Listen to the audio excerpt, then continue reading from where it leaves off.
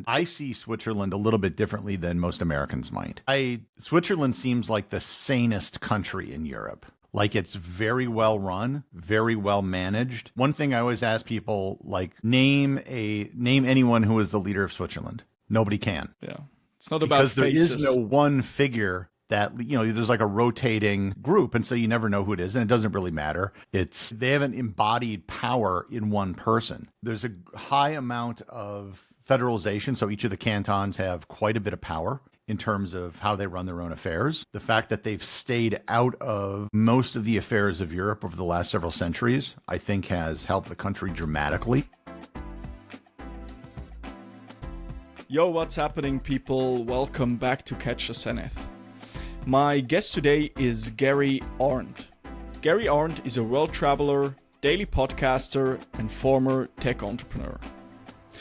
After selling his company in the late 90s, Gary gave away most of his possessions and set off to visit every country on Earth. From riding in a Formula One car and staying overnight on a US aircraft carrier to witnessing revolutions in Thailand and sled dog races in the Arctic, Gary has seen it all.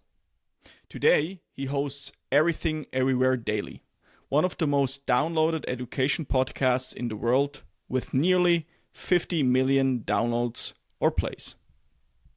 Get ready to learn what makes Switzerland the sanest country in Europe, what Americans get wrong about distance and culture, why US cities are built for cars, how Gary sold his first company before the dot-com crash, what separates good debaters from great ones, the mindset difference between US and Swiss entrepreneurs, what made his podcast succeed where others failed, how to talk more fluently and concisely, why promotion beats perfection in podcasting, plus a lot more.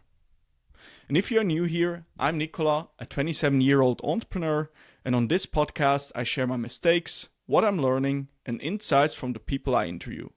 Expect episodes on high performance and business. And as a thank you for tuning in, I've spent 4 months putting together a curated list of the 100 plus most interesting and impactful podcast episodes I've ever listened to, all from other shows, not mine. You will also get my top 10 all-time favorites, plus my best picks on wealth, health, and relationships. Just click the link in the description to grab the list for free and get signed up to my newsletter as well. And now, ladies and gentlemen, enjoy the show. So Gary, you've spent over a decade traveling to 200 plus countries. Can you tell me what's the one story you always end up telling from that time? Oh, man. There's a lot of them. I helped get a law changed in a country. I was in the middle of a gigantic protest with thousands of protesters and cops in riot gear in Bangkok. I've been swimming with great white sharks, dog sledding in the Canadian Yukon. I've been to Antarctica. It's hard to condense 13 years down into a single story. I have so many of them. Maybe let's start with a very good one. You know, a great experience that very, very much was positive to you. One of the interesting things I got to do is I was invited by the United States Navy to go visit an aircraft carrier. So the USS Harry S. Truman was doing training maneuvers off the coast of Virginia. So I drove down to Norfolk, and they have this program where they invite like journalists and other notable people. So we flew to the aircraft carrier. We did a tailhook landing, like the jet fighters do. We were in what's called a Greyhound A2, which is like the small cargo planes that fly equipment and stuff to aircraft carriers. Got to stay overnight, talk to the crew, explore the ship. We even were on the flight deck watching jets, be launched and land just a couple meters in front of us. And then we were launched from the ship the next day, just like a jet. And that was the highest acceleration I think I've ever felt in my life. I got to drive or ride, I should say, in a Formula One race car. I was in Valencia, Spain for the Grand Prix of Europe, and they had this special track where they had a retired Formula One car, and they put a special chassis on it so two passengers could sit between the wheels. And then we had a driver who, well, actually, I think he was a Formula 2 champion, and he drove us around the track a few times. We hit 180 miles per hour in the straightaway. I think that's around 300 kilometers an hour. And that was a very cool experience. Was up in the Yukon for, like I said, the Yukon Quest sled dog race in the middle of winter, which is the hardest sled dog race in the world. And got to observe that both at the starting point and the midpoint and talk to some of the mushers and their dog teams. That was great. Oh, boy. Yeah, I don't even know where to start. There's a lot of them. Yeah, thanks for sharing that. I actually read, you mentioned before also you got caught in the middle of a political protest in Thailand. Yeah, can you tell me a little bit more about that? In 2010, there was a big movement that was going on called the Red Shirt Movement. And hundreds of thousands of people from across Thailand came to Bangkok to protest. The military had removed the prime minister, who was very popular, put another guy in charge. And one day, what they were going to do, the protesters, is that they were going to go protest at the prime minister's house, and they were going to dump human blood on the gate to his house. And it was not far from where I was staying. So I'm like, I'm going to go check this out. So I take my camera and I go down, and I'm this foreigner between thousands of protesters and cops in full riot gear. Helmets, shields, batons, everything. And I, myself, and a couple other people in the media, some photographers, are between them. And they would move up the street and the cops would move back. And I didn't know what was going to happen. I felt I was relatively safe because I wasn't Thai, and this was a Thai domestic thing. So foreigners really kind of had no part of it. And if something had happened, I kind of had an escape route. But it was a really exhilarating experience. I got one of the best photos I ever took because it started raining and I was the only photographer that had an umbrella. So I was able to stand out in the rain, and I got this great photo of a protester who was standing down the cops, and he turned around over his shoulder and looked at me. And it's just him with all the cops in riot gear behind him. And it's one of my favorite images. Crazy. You know what I found quite interesting? You said before, I have so many stories to tell. One theme that I saw when preparing for this podcast episode, you have many different interests. You know, I think you described yourself as a polymath, if I'm not mistaken. How did you end up having so many different interests for various topics, which I found remarkable? It's just curiosity. You know, if you want to know how the world works, I'll go down a rabbit hole learning about something, and then kind of when you learn a bunch about it, you move on to something else. And I'm kind of always jumping from one thing to another that I'm interested in, learning how it works, learning how, the history behind it. So my degrees in when I went to college were in mathematics, political science, economics, and then I went back to school later and got degrees in geology and geophysics. So those really kind of don't have anything to do with each other. And then I run a podcast, which is mostly history. I traveled. I know I'm really good at geography. And I don't know. It's just how so? How so? Because I've been most places. I can name every country in the world off the top of my head, easily. It's a great bar trick. But it's not just that. It's also knowing. You know, when I meet someone that's from a different country, and I'll ask them where they're from, there's a good chance I've been there, and it instantly creates a connection when I know something about where they're from. And so, for example, I meet Filipinos all over the world. Filipinos are everywhere. And it's very easy to spot Filipinos because they'd be Asian and they may have like a name tag if they're working somewhere that'll say something like Mary Castro. It's like a Spanish name. And I won't even ask if they're from the Philippines. If I can tell, I'll just say, where in the Philippines are you from? And they go, oh, sir, how you know I'm from Philippines? And then they might say like Manila. And I go, why, is it Manila, or are you from Quezon City? And they're just like shocked that somebody knows that. I was in East Timor once, and I was at a guest house, and one of the guys at the guest house was working for the United Nations. He was a peacekeeper. And I asked him where he's from. He says, oh, I'm from the Congo. And I said, which one? And most people never ask that question, because there's the Democratic Republic of Congo and there's the Republic of Congo, and they're right next to each other, and they both call themselves Congolese. And he smiled, his eyes lit up. He goes, Congo Kinshasa, as opposed to Congo Brazzaville. So just knowing things like that, it's a great way. Like before we started this conversation, you said you're from Switzerland, and St. Gallen's like, well, I've been there. I've been to St. Gallen. I at least have some reference point, that I can refer to if I meet someone. Maybe let's go a little bit deeper in terms of Switzerland. You have been in Switzerland in 2011, right? I've been there a couple times. Oh, a couple. Okay. Yeah. So I got to say, my last trip, I visited what has become my favorite part of Switzerland, Ticino. Ticino, the Italian part of Switzerland. Yes. And I was kind of surprised, because the image everybody has of Switzerland is the Alps and the valleys, and Ticino was not really like that at all. It was a very, very different part of the country that I was kind of surprised by. But I really enjoyed it. And I also, oh man, the name escapes me.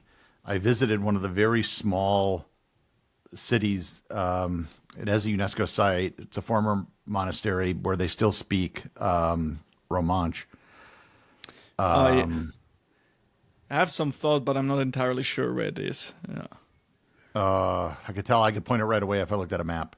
So I've been to, a lot of. The biggest place I haven't been in Switzerland is So I've been to Bern. I've been to Zurich. I've not been to Geneva. Okay. Which is kind of a big city in the country, but now I'm also trying to think. It's in the French speaking part. It's where they make all the watches. There's two cities. We have Geneva, Fribourg, Lausanne, Montreux.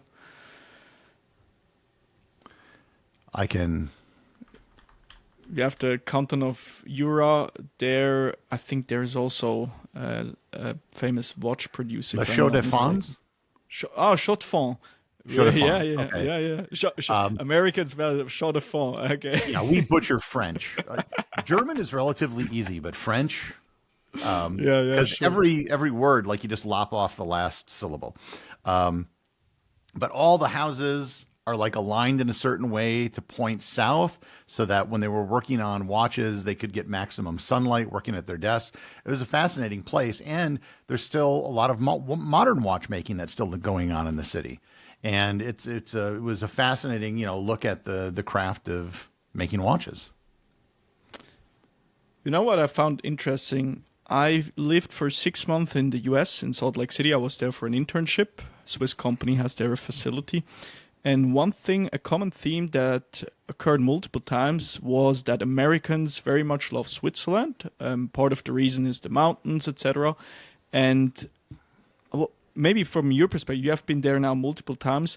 What are your thoughts in general, like, about people, if you also compare it to America, because I found that always very, very fascinating, Americans speaking about Switzerland, how they see that from their perspective, maybe also in terms of welfare and all that kind of stuff.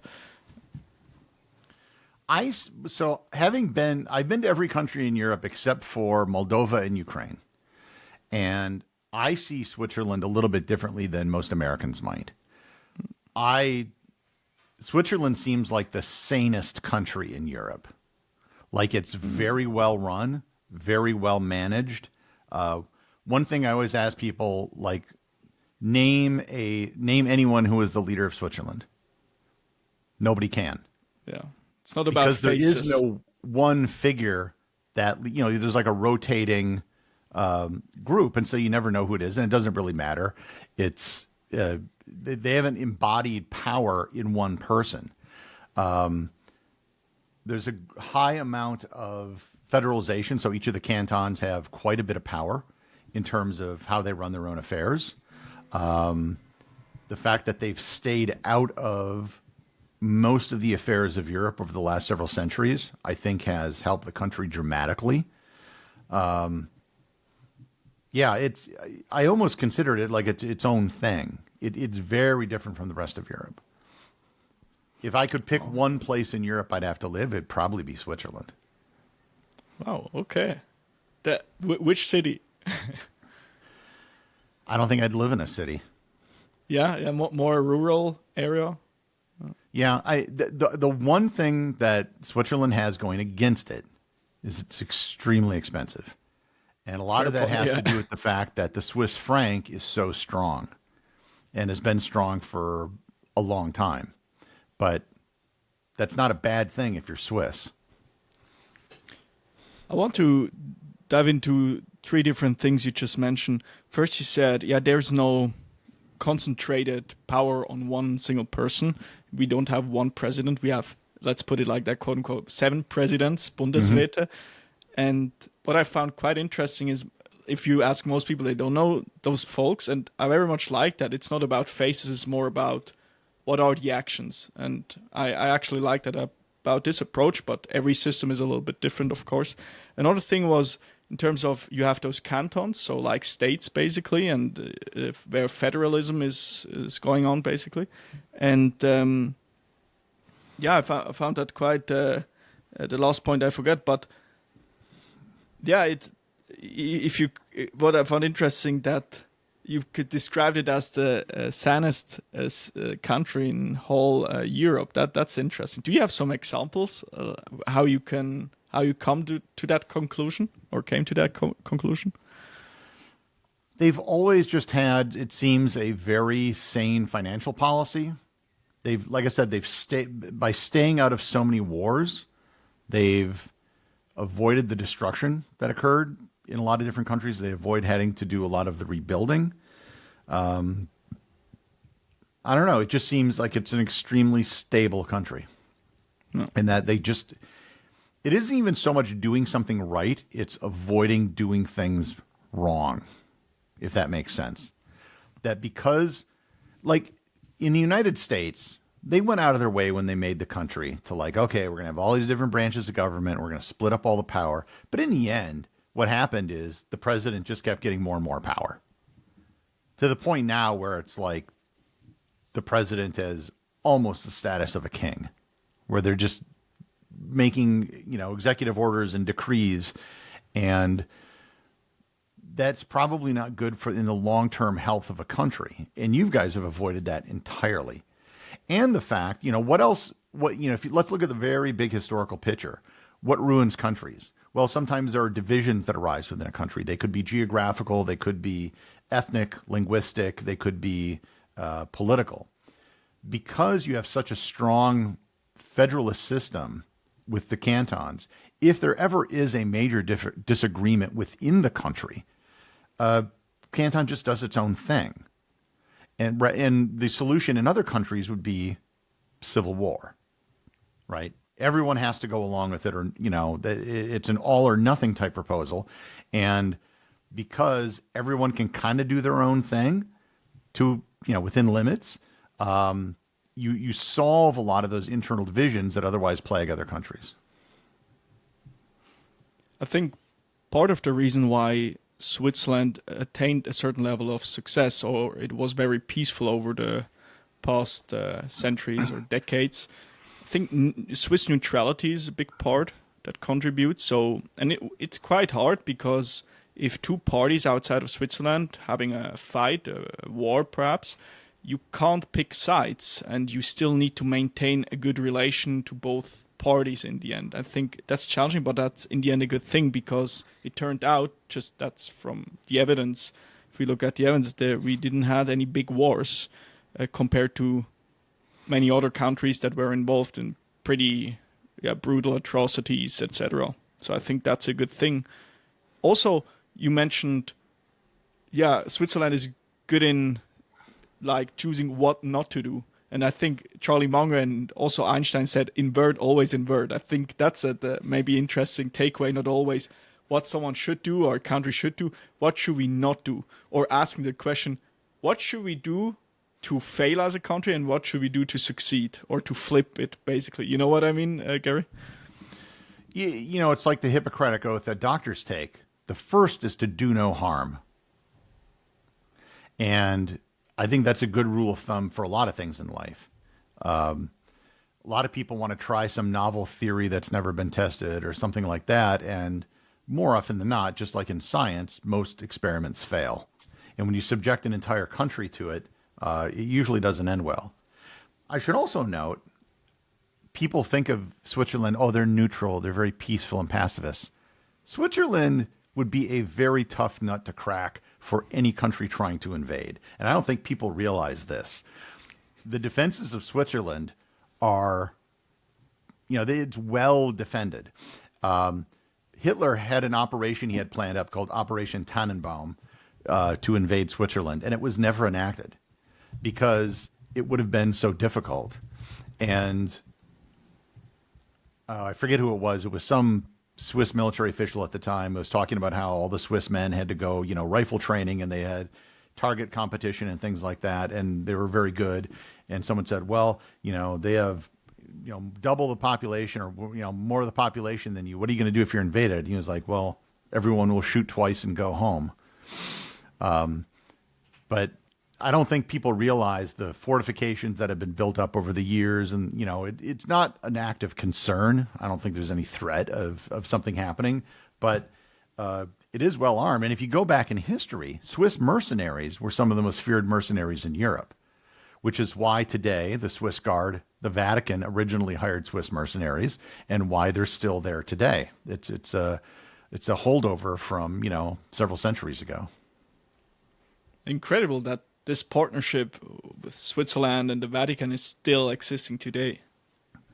Yeah, you have to be Swiss to be in the Swiss Guard. Right.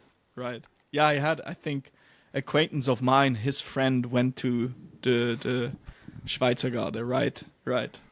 Yeah, and in terms of defense, if I remember correctly, Switzerland has a huge bunker capacity, so shelter basically within, like, it has a huge tunnel system in the mountains. I don't know, that's just pure shallow knowledge, but it's crazy. I think the entire population could fit into those tunnel systems or bunkers basically. Yeah, I think they're even like some of their major tunnels that go through the mountains could be blown up if necessary to stop an invader. I don't think they have active explosives in there, but they could easily be rigged to do that. Yeah, and I'm guessing the average Swiss person probably isn't aware of a lot of this stuff. It's there if necessary, and a lot of it was built, I think, decades ago. But yeah, it would be a very difficult country to invade just because of the geography, if nothing else. So I mentioned before you travel to a lot of different countries. What's one country you would never go back, and why? None. Is there a country? Or No. Okay. I've never had a problem with any particular country. I mean, there are countries that, quite frankly, are a pain to visit. Give me an example. One of the most difficult is Russia. Okay. Especially if you're an American. The time I went to Russia, and I didn't get to spend a lot of time in Russia. As I went through passport control, they're like, it's like, oh, do you work for the American military? I'm like, no. And they kept trying to trick me into saying I worked for the military or something. And even when I was leaving, they tried to do it. And I didn't understand what the point of it was. The visa form is just so onerous and long that I don't, unless you specifically have to or want to go to Russia, I would probably go almost anywhere else. And I look forward to someday where, it's a lot easier to travel there. But it's one of the most pain in the butt countries to visit. Mm-hmm. Is it mainly because of the, let's say, administrative effort you need to put in to get into the country, but also is mainly because of that. Because I just talked to a friend of mine. He had a Russian girlfriend, and one thing we talked about, they have, for instance, very beautiful metro station, and I think the city is like Moscow is pretty clean, etc. What are your thoughts on that? I've never been to Russia. Yeah, it's I've really only been around St. Petersburg. There's a lot of Russia I still have yet to explore, but yeah, I found it clean. It's I think that a lot of their resources go to Moscow and St. Petersburg. So I don't know if going to those major cities is going to be representative of the entire country. From what I understand, that's where the elite live, and there's a higher standard of living there than there is in other parts. But I hope it changes. Their economy has got a lot of problems, but that's for them to figure out. Now, on the flip side, is there a country or one place you could visit 1,000 times and never get tired of? It's hard to lump these things together at the country level, because every country, unless you're talking about the smallest countries in the world, where it's really just a city, have different cities, different regions, and you're not going to have the same experience in one that you're going to have in another. Like, for example, you lived in the U.S. for a while. You were in Salt Lake City. Salt Lake City is really its own thing. Like, that's very different than the rest of the U.S. They have their own. How so? Because they have a big Mormon population. It's very difficult to serve alcohol in Salt Lake City. They have to go to these special clubs and a bunch of hoops you got to jump through. Where I live, we drink like the Czech Republic. Like, Really? we have I'm in Wisconsin. We have the highest rates of alcohol consumption and bars per capita. We just dwarf the rest of the country. It's not even close, because it was all basically German immigrants that came here, and a lot of their tavern culture has kind of stuck around. And it's not a place where you just go to drink. It's a place you may take your family to eat, have dinner. So it's a very different thing. And going to Las Vegas is going to be a very different experience than going to Florida. And while, we do have a common language, the different regions of the United States can be very, very different from each other. So I would never lump together the United States as a place, because you can have a very different experience. If you're walking down a major city like Los Angeles, you're going to see a completely different world than if you're walking down a smaller community in the middle of the country. Los Angeles, there's tons of homelessness, tons of people living on the street, and most communities in the United States, you will see zero.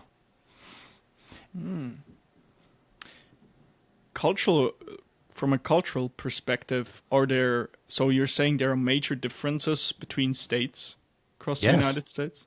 Yeah. Oh yeah, the food, and I think people lump it all together again because there's a common language that's spoken. Whereas in Europe, you have 30 some countries with different languages, and it's easy when you cross into a border that change becomes more pronounced. It exists in the U.S. as well, but it's maybe not as pronounced at first glance, simply because the signs don't change language or anything like that. But the attitudes and the culture are most definitely different.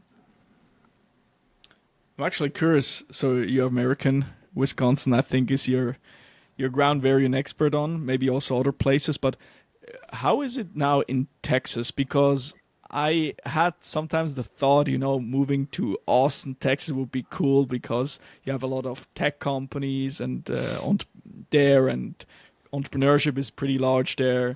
Is that true, or did that change? Or yeah, that's Austin has become a lot of entrepreneurs and companies have left California, Silicon Valley, simply because the economy is better in Texas, the taxes are better. They do not have an income tax in Texas.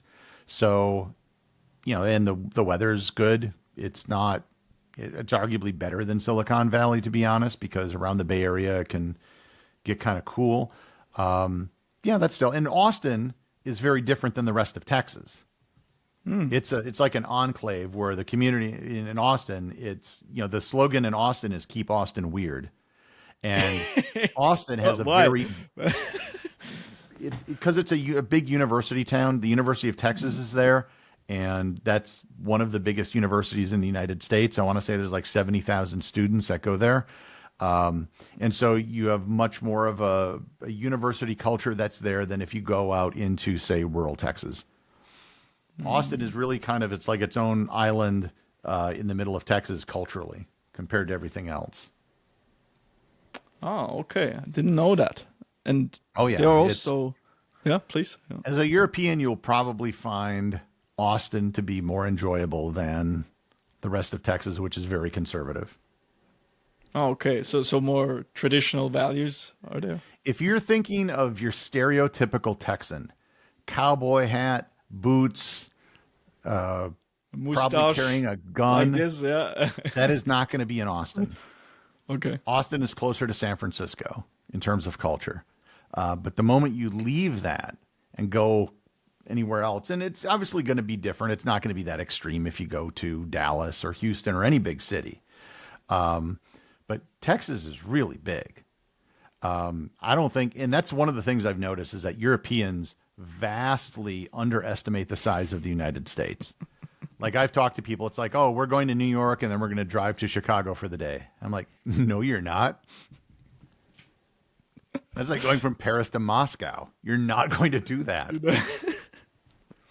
Like there's a national park in the United States, Wrangell St. Elias National Park in Alaska. The park is larger than Switzerland.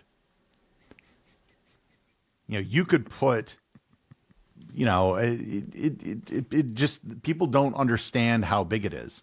And the old joke is, 100 years is a long time to an American and 100 miles is a long distance to a European. Americans don't think twice about road trips. I don't know if when you were in Utah, if you ever drove to any of the parks in southern Utah or anything like Arches or anything like that. But that's at least 5 hours from Salt Lake City, maybe 6. And driving that long in Europe is going to get you a long way. You're probably going to cross several national borders. And with that, you're not even leaving the state. And you're probably driving a whole lot faster in the U.S. than you were in Europe, unless you happen to be in Germany. Yeah. That's for sure. Interesting, but it was exactly like this. Like Swiss people, they widely underestimate the. I was shocked at how small Switzerland was. Like I went to Jungfrau, and someone told me it was in the same canton as Bern. I was like, what? And then I looked at it and was like, yeah, it's like, well, okay. That's actually one thing I love about Switzerland, because to cross the entire country, it's like 4 hours-ish, depends a little bit. But you have everything in one single country. You can go to ski, you can have warm weather in Ticino, in the Italian part. You have basically everything, every climate. That's an interesting one. But circling back quickly to what you said about distances in the US, a quick story in Salt Lake, where I worked at Stadler, a Swiss company. One of my co-workers, Derek, he used to work out in a private gym, and we had we decided to go work out Sunday morning, 6 a.m. and we drove there, and we thought, it's not too far away, but then, and we pulled up Google Maps and it showed just a few miles, but interestingly, it never stopped, half an hour, and all of a sudden it took us 40 minutes or something like that. And it looked really, close to our location. Yeah, the country is far bigger than most people think. And it's also, if I could condense down all the different, this is painting with a very broad brush. If I could condense down the main difference between Europe and the United States, it's age. So what Americans have cars, and all of our streets are laid out for cars. That's because most American cities were built after cars. They were built in the 20th century. So you have linear streets, 90-degree angles at corners. They're very wide. They're designed for cars. Most European cities were built way before cars ever were invented. You're talking with horses and carts, and they were built organically. They were not planned cities. And, trying to deliver furniture in some of these small communities in Europe is extremely difficult. So you'll notice the trucks in Europe are different. The cab is over the engine. In America, the cab is in the front because it's more streamlined. They drive longer distances. If you ever go to New York, on the southernmost tip of Manhattan, the streets are laid out like a European city. Wall Street and everything was very organic because it was New Amsterdam at the time. It was a Dutch colony. And then there's a point where it all changes and all the streets become a grid. And that's kind of the American part of Manhattan.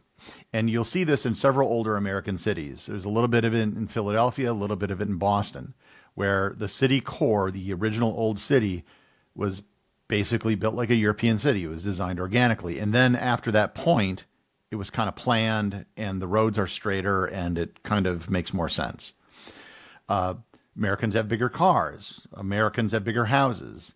All this goes down to age. I remember talking to a friend I had from the Netherlands, and I was saying, well, the oldest house in my community was built in, I think it was 1848. And it's like, well, the apartment I live in was built in the 16th century. And that's not an uncommon thing to have a home that is, 1 to 200 years old if you're in Europe. There's a lot more renovation that goes on than there is new construction. So the types of homes are going to be different. You're going to see more brick and stone. You never see that here. And again, it all goes back to the fact that we're a younger country and things were built and the infrastructure was built and under a different system. And that there's a whole bunch of differences that then cascade from that. Why are all the big fast food companies in the United States? Because people were in cars and they needed to get something quick. Fast food never made sense in a smaller place where the baker, you could just walk down the road and buy cheese or buy meat for someone. There was no economic rationale for a McDonald's. But when you're driving everywhere, it changes the economic calculation of everything, and it made sense. And then it franchised throughout the country. And because basically the United States is one big economic block, you could grow a franchise very big before expanding internationally, which in other countries you couldn't expand it very much. And you wouldn't have as much economic power as you started expanding it internationally. So there's a host of these things that I think all stem back from that cause. It's just a function of age.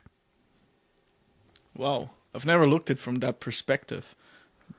So you're saying streets were built completely different, like wider roads, as opposed to Europe, who was built like you have closer distances there. Oh. You literally could not drive an average American car in a lot of villages in Europe.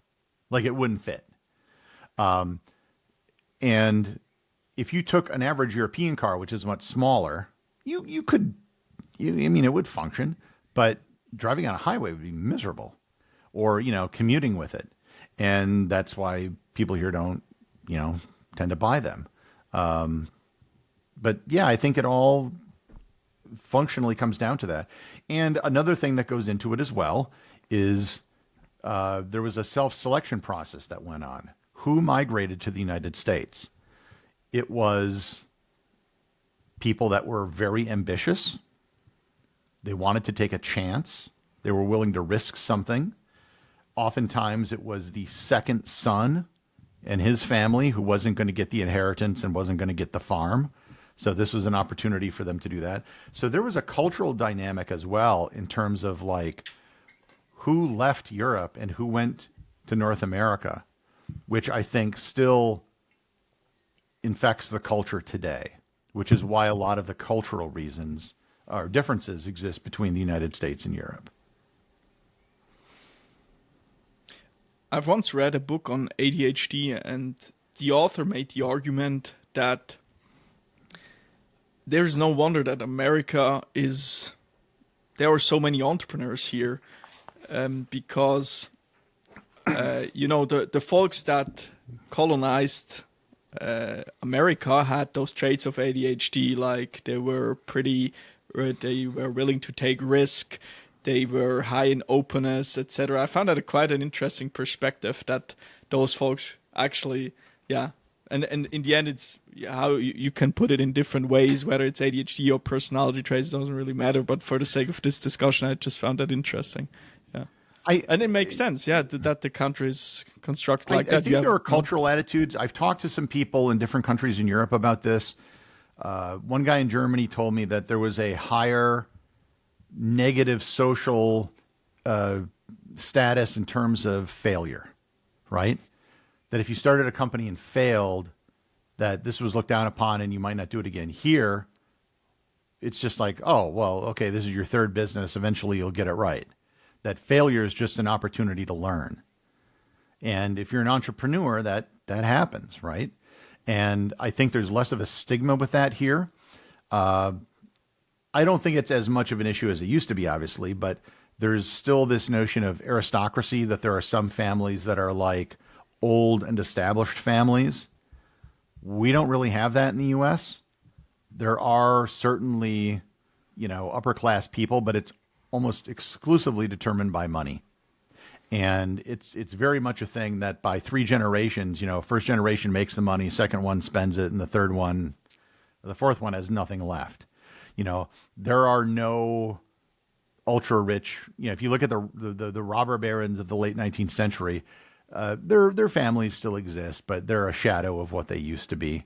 And I don't think their names really carry that much weight anymore. There's no family fortunes that go with that. So, there are, but they've been, they're a fraction of what they used to be. So I think that's another difference as well. And, when Americans talk about how, I hear Americans sometimes talk about how great Europe is, they always say the same thing. Oh, it's so great to sit at a cafe. And it always comes down to sitting at a cafe. And it's like, yeah, that's, that's great. I enjoy it. They have a great cafe culture, and I do enjoy the fact that they have, smaller shops and things like that. But again, that's a reflection of how the cities were originally built. But they still have the Aldis and, supermercator, depending on the country, the country you're in. Or what is it? What's the French chain? Not sure. I went to it a bunch in Spain. But yeah, they have those stores, but we have even bigger ones like Walmart and stuff like that. I very much enjoyed going to Whole Foods and Sprouts Market, I think was the name. Whole Foods is that's kind of more European. Their prices tend to be very high. They have a very boutique clientele, and they only open in a few cities. They're in major cities, and that's it. Oh, okay. Now, while preparing for this podcast, I saw you sold your business to a multinational corporation back in 1998. Mm-hmm. Can you tell me what kind of business was it, and what was that exit like? It was an internet consulting firm. And we were a very early company in creating web-based applications that hooked up databases in the web and websites and databases, which sounds completely trivial today, but back in the mid 90s, that was very difficult to do. Many of the tools that exist today, like PHP, MySQL, even like Apache, a lot of that stuff didn't exist. Like I started doing this in the very, very early days of the web. Before Netscape even came out, and the tools were just not there for a lot of this stuff. And my college roommate invented a product or created a product called Cold Fusion that was a very easy way to do SQL queries, get data from a database, and populate a web page with it. And again, this is all over the internet today. It's nothing unique about it. And he also let it run on a cheaper operating system that just came out called Windows NT. So you were able to dramatic, because when I very, very first started, you literally had to get like a copy of Oracle. You had to run it on like a Sun workstation. I mean, it was very expensive to do even the simplest things on the internet, to make just a static HTML page. And I think a lot of people don't realize this, that many of the tools that we take for granted today didn't exist at all. Even Linux wasn't, open source operating systems weren't around. So I had a company that did that. I started it when I was 24. But then when I was 28, I sold the company. We had 50 people working for me. And the exit was, in some ways I was kind of relieved. I had gotten into it, but kind of by accident. I was at the right place at the right time. And I don't think anybody grows up saying they want to have a consulting firm. But I sold it before the dot-com bubble burst. I think if I had waited 2 more years, it probably wouldn't have gone very well. Oh. How did you find a buyer during that time? Did you use any platforms or contacts for that? No, they came to me. There were no platforms. The number of companies that did what I did was pretty limited. The company I sold it to was Control Data Systems, which was a consulting firm at the time, but they also made mainframes back in the 60s. They were one of the biggest manufacturers of computers, and they were trying to pivot and get sold. So they basically bought my company so they could say that they were doing internet stuff, which was the hot thing at the time, so they could then turn around and get bought, which they were bought by British Telecom's consulting group. Now, for someone who's not very familiar with the jargon you just used, could you explain it again exactly? What exactly did you do at that company? Sorry, I didn't really understand it. I owned it.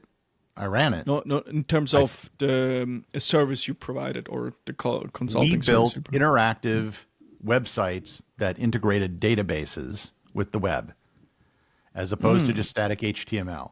Like I said, what we did then, this is almost 30 years ago, is trivial today. Every WordPress, everything has a database backend. But at the time, there were very few sites that had it. So we were doing something that was very different. And that's what we were doing. Things like forms or populating a page with dynamic data from a database, that sort of stuff. There would be no market for what we're doing today. There are tools around that would make all this trivial. All right. So you sold that company, and then on March 13th, 2007, you handed over the keys to your home and sold your house. Please walk me through that process of selling your house. What made you decide to sell it, and what happened next? I didn't know what to do. I went back to school for a few years. I realized I did not want to spend my life in academia. And I came up with this idea of traveling around the world. So it probably took me about a year and a half to wind everything down that I had going on, including selling the house, getting rid of stuff, putting stuff in storage. The last day was just I didn't even sleep. It was just a rush of getting all my crap out and putting it into a moving van. But yeah, it was a decision I made, and I don't know, I guess I didn't think that much of it. It was just like, this is kind of the next phase.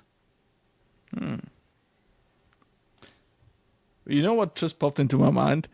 So how old were you when you started your company? When I started the internet consulting firm, Right, I was 24. 24. Oh, wow. That's quite young, or isn't it? Yeah. Like I said, I was at the right place at the right time. And this was the 90s, and there was lots of internet stuff happening. And being a company founder at that age wasn't really looked down on at that time. In fact, the younger you were, somehow it seemed to have more credibility with all this new tech stuff. Oh, damn. Okay. And do you have some major learnings from that time? Because I found it quite remarkable, because there are so many, in business, there are so many things to learn. And I think, so you had there more like a tech, so I don't know, tech background, or you No. had knowledge in tech? Not at all? Okay. No. I did some of the initial programming myself, and then I had more business than I could handle, and I hired a friend. He was a programmer who had a friend, and then I just ended up doing a lot of the business stuff, the sales, and just kind of ran the company after that. But yeah, there's a lot of stuff you just learn on the fly. For example, you hire someone, then it's like, well, how do they take out taxes, and how do you handle the payroll and things like that? And I had no idea. So I asked people that had businesses, like, what do you do? And like, oh, well, there's actually a company that will handle that for you. It's like, oh, okay. You just send the money and they take everything out, and they do it, and then they just hand you the check and you give it to the employees. I was like, oh, okay. And you just kind of figure it out as you go along. As you encounter a problem, you can figure out how to overcome it. And it's super easy now because everything you need to know, there's probably at least 100 YouTube videos on it. So, learning the ropes for this kind of stuff is pretty easy. So what you were doing, you brought in people with expertise, stuff you didn't know. We were looking for other people then could bring in that knowledge. Interesting. Maybe let's jump to another topic. I've read on your website you placed in the top 10 at the college national debate tournament in your junior and senior years. Can you tell me a little bit, what were the top debate techniques that worked most of the time? Just how did American you debate is very, very different than what you think it is. It's a very fast-paced activity. People talk extremely fast, and it's primarily a research activity.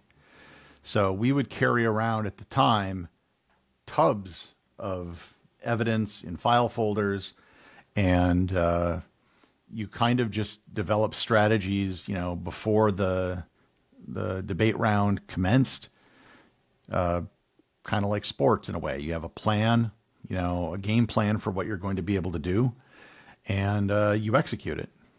It's, there are videos on YouTube like that show the final rounds of the national debate tournament or things like that. And unless it's something that you are accustomed to listening to, most people can't even follow it. It can be very esoteric. And like I said, the biggest thing is that they talk so fast that most people can't follow it. And what kind of, did you need to prepare like a topic and to debate about that topic? And there's a resolution every year that comes out. But then within that, you switch sides, you're affirmative and negative, and supporting the resolution. And then if you're affirmative, you usually have some sort of plan that falls under the resolution. And then if you're negative, you're going to have things for that, but you may also have some larger generic arguments generally. Oh man. Yeah, I spent years doing it. It's all research and strategy, really. That's the biggest component of it. A friend of mine, he told me once they were, I think, debating about whatever kind of topics. And one thing they did, I think they did that, they needed to defend one side, and then they needed to defend the complete other end of the spectrum. And that gave them a new perspective. And I think, especially right now in those times, sometimes seeing the different side could be maybe an interesting thought experiment, hypothetically, to just see the other side. And because, I had recently pretty intense discussion, or let's put it a debate, with someone, and my takeaway from that discussion was, or that debate was, the goal shouldn't be to win, it should be to approximate the truth. Truth is not what you're looking for in academic debate. You're looking to win because it's a competitive activity. When you're talking amongst friends or something, that's a different type of thing. But in academic debate, your goal is to win, and you are debating both sides of it an equal number of times. Okay. So it's the goal is more to win. That's what you're saying. Yes. Mm-hmm. I mean, there may be 100 teams competing, and you have a partner, so that's multiple, several hundred people, and then you'll go affirmative one and then negative affirmative or whatever. And yeah, I haven't been involved in debate in over 20 years. I used to coach it for a while as well, and I had some pretty successful teams coaching that placed in the top. We placed 3 years in a row in the top 15 in the United States in high school. Congrats. Oh, cool. And do you have some... So you coached teams in debating. What are good debaters doing that bad debaters aren't? They work. So the kids that I worked with, they put in a lot of work. And we would sit and work on strategies. Like first year we won, say, our state tournament, there was a team from another high school they were better than us. Flat out. They were very good.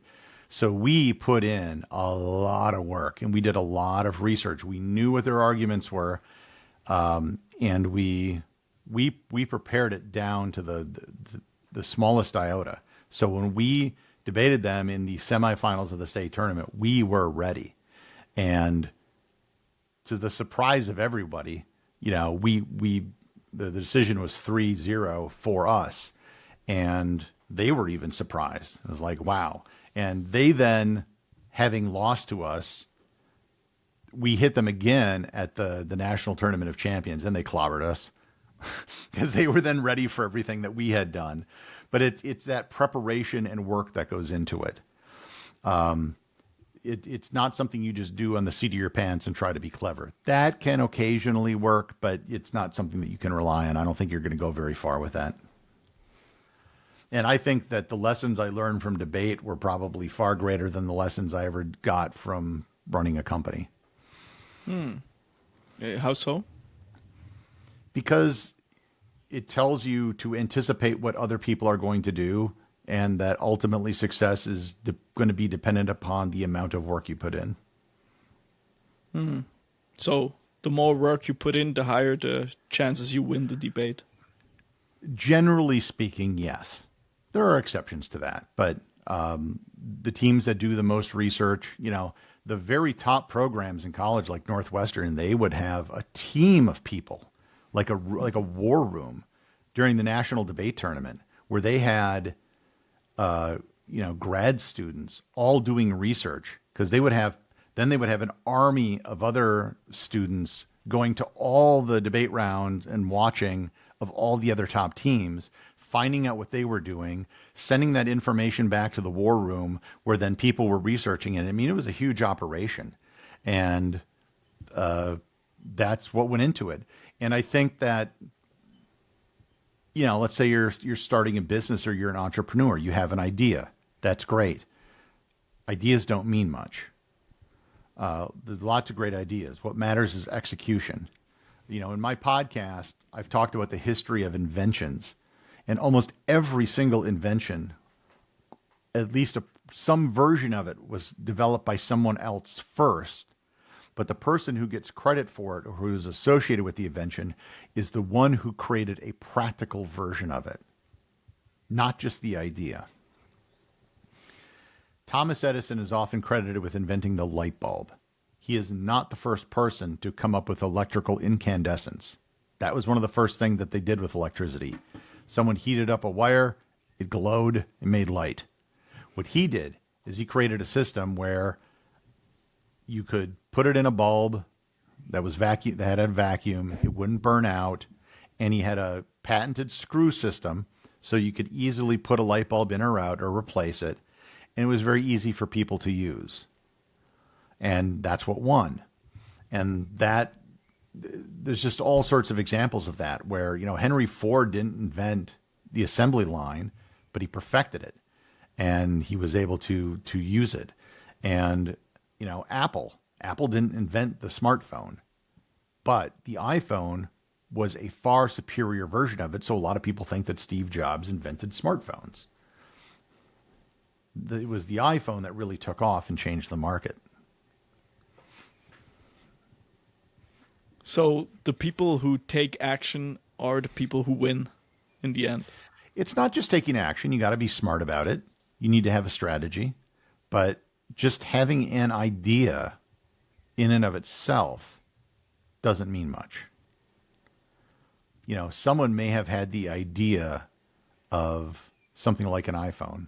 Heck, Star Trek did, right? There's been examples of science fiction where people took out their device and they communicated with someone. So that general idea had been around for a long time.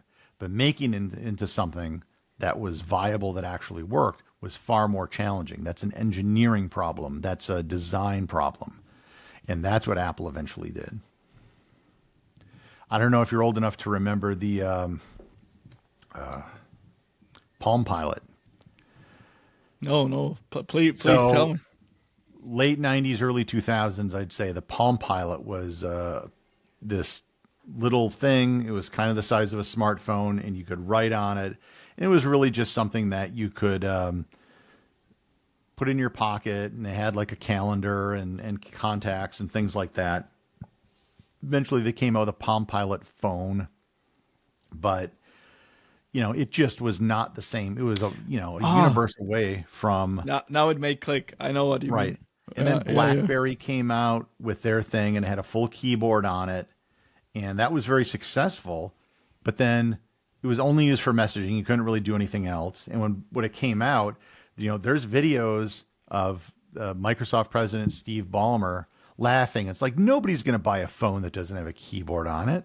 And he just assumed, he just naturally assumed, well, we own the desktop operating system market. Well, we're going to own the phone operating system market. Of course we are. We're Microsoft. And he had this hubris, and they eventually came out with an operating system for phones, and it was a disaster. And Apple eventually won it because they had a superior product with superior design and engineering. And even if you look at today, people will say, well, Samsung actually sells more phones. And that is true. But if you look at where the profits in the smartphone industry go, it's like 90% Apple. Like from a business standpoint, they're crushing everyone else. Circling back to our discussion about the difference between the US and Europe, you shared that the people who execute, obviously, or bring it to a level where the product is viable, they get mentioned in the history more or less. That's maybe the takeaway. What I've observed is that what I very much like about both cultures, the European, let's say I talk for Swiss people, I don't know I have not been to every other country, but let's say Switzerland and the US. What was interesting when I was in Salt Lake City working for a Swiss company, you had their Americans. There were some of them, they were very much go-getters, like get the quote out, get it done, send it out, even though it's not perfect. And then on the other side, you had the Swiss people, high in conscientiousness, and they made sure that the quality is also on a high standard. And somehow, I think that is actually a great match. And I could imagine that if more companies would be founded by Swiss and Americans, maybe that would be a good idea. I don't know. Well, there you go. Start a company and then open up a branch in the United States. Yeah, maybe. So we talked about differences of cultures. I also want to talk a little bit about your podcast. So you run a show called Everything Everywhere Daily. Mm-hmm. You're very consistent with publishing episodes. You have over 47 million total downloads, maybe even more right now. I don't know. Getting close to 50 million now, yeah. 50 million. Congrats. Now, maybe you know Chris Williamson. He's the host of Modern Wisdom, one of the largest show on the planet. And he said something like this. He said, the highest leverage in podcasting comes down to three things: the quality of your guests, your skill as an interviewer, your preparation before each episode. Now, here, the main point is if you have an interview podcast, but you host one of the world's most popular daily education podcasts. To what do you attribute its success? I'm doing something that no one else is doing. In a nutshell. Mm-hmm. Remember how I talked about putting in the work and debate?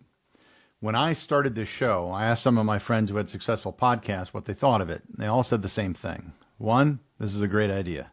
Two, you're insane. Because doing a daily podcast is hard, and almost everyone that starts a daily podcast eventually gives up. Well, I could solve that problem by just not giving up. And I just do it every day. And I don't see what the problem is, because everyone's like, oh, that's so much work. It's like, well, so's working in a coal mine. I mean, there are a lot worse jobs out there. I do a podcast, and I can do it on my couch while watching TV. It's not difficult. But basically, I created the show that I wanted to listen to. I would listen to this show because I'm curious about stuff. And I figured if I did it, other people out there would be interested as well. And I was right. And I think the consistency, and normally I would say that for most podcasts, they want to stay on topic with whatever their topic is about. My podcast purposefully is constantly skipping around. Like every day is going to be something completely different. And I think that's part of the whole curiousness approach, that if you're curious about different things, well, if you don't like today's episode, you might like tomorrow's because it's going to be completely different. I'm not going to do a week of ancient Rome. I may do one episode on ancient Rome, and I'll do another next month and a month after that. But in between, there's going to be a whole lot of other stuff. In terms of consistency, some people say the bar has never been so low to win. There's a stat, 90% of podcasts don't get past episode 3. That's 1.8 million who quit. The numbers are a little bit outdated, but the gist is the same. Of the 200,000 left, 90% will quit after 20 episodes. That's another 180,000 gone. To be in the top 1% of podcasts in the world, you only need to publish 21 episodes. Well, that's only if you're talking about number of episodes. But so if you go to podcastindex.org, they have one of the most comprehensive databases of all podcasts. So they have 4.5 million podcasts in their index. However, of that 4.5 million, only 350,000 have uploaded something in the last 30 days.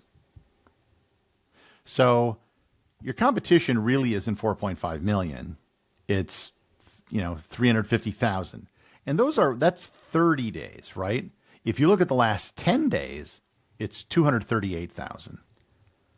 So, so that's roughly in a week, right? So if you're looking at weekly shows, you're looking at well under 250,000 shows. So then I'm talking audio podcasts, not YouTube. So it's not as hard as people think. You just need to be consistent, and you need to be patient.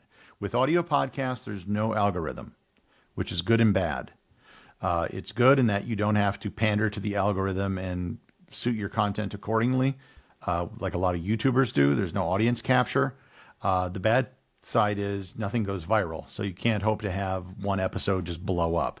It spreads slowly by word of mouth. So I remember someone saying that a Spotify subscriber is worth 10 YouTube subscribers. Spotify, Apple Podcasts, all that, it's the same to me. But the difference is CPM rates for audio podcasts are much higher than YouTube. Much higher. Mm-hmm. So like the best CPM I've heard you can get on YouTube are like for financial podcasts or financial videos, and they get about a $15 CPM. The average CPM for an audio podcast is about 20. And it can go well up from there. And that's why you see so many videos that have their own sponsorships, and there's VPN, this and that do it. So you need to get way more people watching. Furthermore, when you look at the number of people that have watched a video, if you look at the average amount of time spent on a video, it drops off dramatically. Like, I forget what the exact number is, but I think 50% of people stop watching after, 20% of the video. So that number is not the people who have completed the video. It's just the number of people I think who have watched 30 seconds of the video. Whereas I know my podcast, because I can get completion numbers from Spotify and Apple, my completion rate is like 90%. Crazy. And the reason for that is because people are consuming audio podcasts in places where they can't consume anything else. They're driving, they're going on a walk, they're commuting, they're doing things like that where you're not necessarily looking at a page or watching a video. And so audio podcasting fills that niche very well. And as a result, you also have better retention than you have for other types of advertising. And there's lots and lots of research that shows that. I like your show in terms of, so it's pretty succinct, pretty concise. You have roughly 15, 60 minutes, right? And you're elaborating on one specific topic, and then on the next day you jump to another one, right? Mm-hmm. That's, may I ask a question? So you're a pretty experienced podcaster. I also run a show, but not very in the early days, and have so much to learn to get to a level that's considered as good. A question in terms of talking succinctly, concise. I've always struggled, or I struggled for a long period, maybe nowadays still struggle to a certain extent and try to improve that. How did you, I think you are very concise in your speech. I found it very interesting. Could you tell me how did you end up, or how did you come to that point where you can talk so fluent and so concise to the point? Well, one, I did debate. Also, my show is scripted. So I write a 2,000 word script for every show, and then I read it.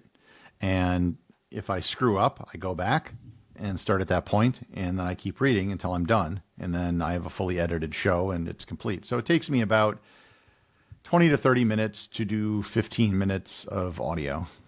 And the prep work with the script? That can take several hours. Depends on the show. Anywhere's from, I think the shortest I've ever done it is 2 hours, and the longest is 8. And so it's like a daily routine. It reminds me a little bit of Seth Godin, who runs this small little blog where he posts every single day, I think a little blog post about one idea. Yeah, except I'm doing 2,000 words. I'm writing a term paper every day. Yeah, that's way more. Yeah, that's pretty impressive. Okay, so you're saying in terms of talking more succinctly, you debating is perhaps a good starting point. It was for me. Mm-hmm. You know, people always say they like my voice. I don't think that came from it, but certainly knowing how to talk, certainly knowing how to narrate something. And it is a performance, what you're doing. You have to put some vocal inflection into things to make it interesting for people to want to keep listening. And that, I think I definitely got from my career in doing speech and debate. In terms of your setup, Gary, so you use a Shure mic, if I see that correctly. Yep. So you have a Shure mic. Oh, cool. Yeah, the Joe Rogan microphone. In terms of software, when I listen to your podcast, it sounds beautiful. You have the bass is pretty high. Like, do you use any software, or what kind of software do you use? Let's put it like GarageBand.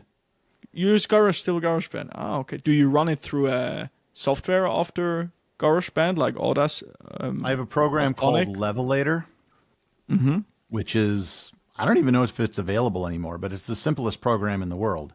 There are no options, no settings, no preferences. You just drag the file onto it, and then basically it just sort of removes any, I think it more levelates volume. So if there's any differences for a show like mine, I could probably get away without even using it. But it's something I've always done. And then I just convert to MP3, and that's it. I don't do anything special. Oh, pretty efficient, right? In a scripted monologue show is the easiest type of podcast to produce. Yeah. As opposed to people who have guests on the show, or yes. Yeah, you mean, yeah. There's ums and ahs, or there could be a network connection problem, or someone goes to the bathroom, or there's a car that goes past outside that makes a noise. There's none of that. There's no ums and ahs. It's just very straightforward. If you could restart again as a podcaster, would you start the same show or different one? It's worked pretty well so far, so I don't know why I would do something different. Cool. I may do another show in the future, but I think there's a lot of growth I still have in this show. Oh, okay. I'm actually curious in terms of, so I run also this podcast. Do you have any recommendations, things I could do better or things you would do if you were in my shoes? One of the biggest things I did, I mean, if you want to grow your show, you have to take an active role in promotion. You can't just hope that people are going to find it because there's too many shows. So one of the things I did is I ran advertising for the show. I ran it on different podcast apps. I appear as a guest on other shows like I'm doing right now. I purchase ads on other shows. And a lot of podcasters do nothing for promotion. And they are willing to spend, $1 because, I don't know, they're afraid it's going to be wasted. Yet in every business, there's some sort of investment that goes into the business. And if podcasting is no different than anything else, what you're running is a media company. All media companies have to have a budget for promotion. When the new Avengers movie comes out, they have hundreds of $millions that they spend worldwide on promotion. And if they have to do it and everybody knows the movie's coming out, then I don't know why you would think that your podcast doesn't have to. It doesn't need to be an exorbitant amount of money, but you do have to put some effort into it. And the best place to promote a podcast is on other podcasts, not social media. It does not convert well, especially if it's an audio podcast, because people aren't going to jump from that app to go to an audio podcast app. The conversion just doesn't work. I've tried it. I've talked to other people. It's not, putting your eggs into the social media basket is not good for audio podcasting. Do it on other podcasts. You either buy ads, do a feed swap, or be a guest, or whatever you're going to do. That's how it works, because 100% of the audience is a podcast listener and that they have a podcast app open as they are listening to it. Just took note on that. That's a cool one. Thanks for sharing that, Gary. Maybe something I should consider to start doing. Yeah. Yeah, if you want to grow the show, people need to know about it. Yep, pretty obvious one. I also saw you have some sponsorships. Like, it was kind of funny when I saw ButcherBox, because I recently listened, or 2-3 months ago, on Alex Hormozzi's podcast, The Game. I listened to a 90-minute conversation with the founder of ButcherBox. So it's quite cool to see that you want them as a sponsor. The ads you get, if you're listening in Switzerland, may be very different than, so 75% of my audience is in the US. Then the next biggest group would be Canada, then the UK, Australia. So in other countries, it's a lot of kind of filler ads, especially if you're hearing an ad that's not in English. So if you're listening in Spain, you're not going to hear the ads that I do. You're probably going to be hearing ads that are inserted for the Spanish market. And I get a much lower CPM on that than I would for, say, something for an American market. International advertising is really tough with audio podcasts. And in terms of, I'm a Swiss guy, I run this show, but I try to interview people from the UK, from the US, from all different kind of places. I always was wondering, I think that was my assumption, that people from the US have a bias towards US podcasts, quite an obvious one. I don't know if you agree with that, but do you think it's realistic to attain a certain level of success with my podcast in the US as a non-native? I don't think that matters. If you want to obtain success in the U.S., you just need to promote it in U.S. Markets and on American podcasts. It's like saying that Americans have a bias towards American movies. That might be true to an extent, but it's also the case that we just make the most movies, right? Cool and point, yeah. We make the most podcasts, You have a bias towards American rock and roll music. Well, we make the most rock and roll music. But yeah, there's lots of foreign groups that have done very well in the U.S. We don't care, just as long as it's good music. Even on late night television, we've been through a host of British talk show hosts that have had American talk shows. Nobody really seems to care. Oh. So it's not really about are you a native or not, it's more about the quality and do you make an active effort to put out good podcasts? Yeah. And that's the weird thing too, because the American audience is large. What you end up seeing is a lot of people that I've seen, like, German YouTube channels where everything's in English because they're chasing where most of the money is. And I think that is going to have, people have often asked me, you traveled around the world, what languages do you speak? I'm like, well, English.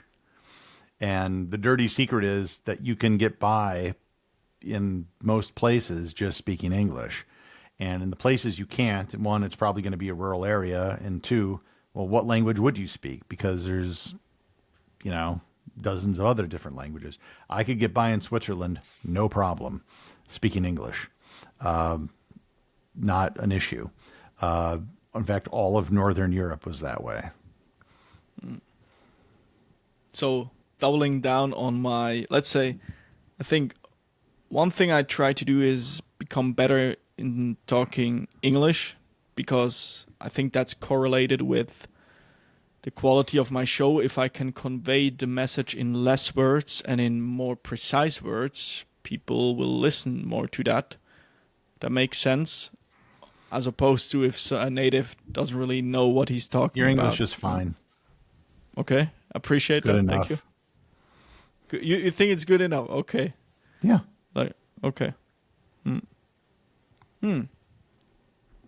Yeah. Okay. Then it's again an execution thing, perhaps.